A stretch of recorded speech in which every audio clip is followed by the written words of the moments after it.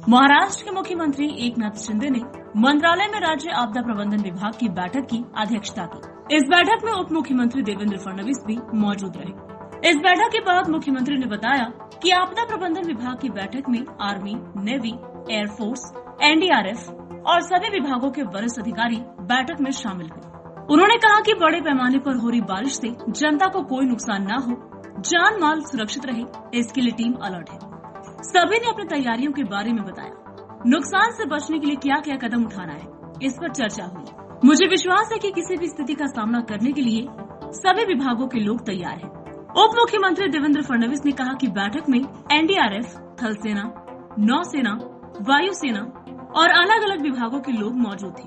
सभी ने मानसून के चलते प्राकृतिक आपदाओं से निपटने के लिए उनकी क्या तैयारी है, उस पर प्रस्तुतियां दी।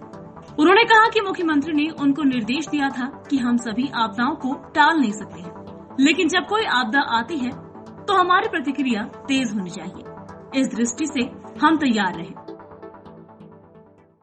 डिजास्टर मिटिगेशन और मैनेजमेंट के बारे में आज एक बैठक हुई।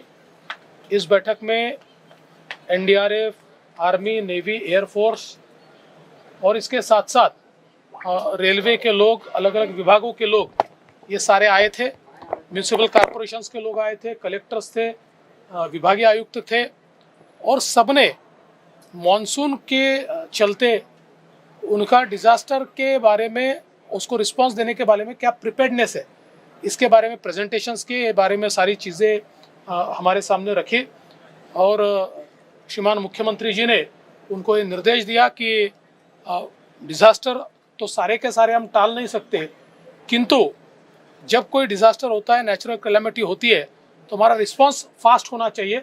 इस दृष्टि से सारी यंत्रणा तैयार रहे और इसके बारे में कई निर्देश जो है वो अभी दिए गए। अभी एडिशनल चार्ज यहाँ पर एक बहुत सीनियर सेक्रेटरी को दिया हुआ है, लेकिन आपकी बात सही है, उसके ऊपर कार्रवाई होती है। बिल्डिंग गिरने को लेकर क्या कार्रवाई की जाएगी? देखिए, ऐसा है कि एक तो आयुक्त को ये कहा गया है कि आप अपने जो वार्ड ऑफिसर है उनको ये कहिए कि कोई बिल्डिंग गिरती है और उसको अगर आपका डायलैपिलेटेड का नोटिस नहीं है तो सीधे आपके ऊपर कार्रवाई होगी।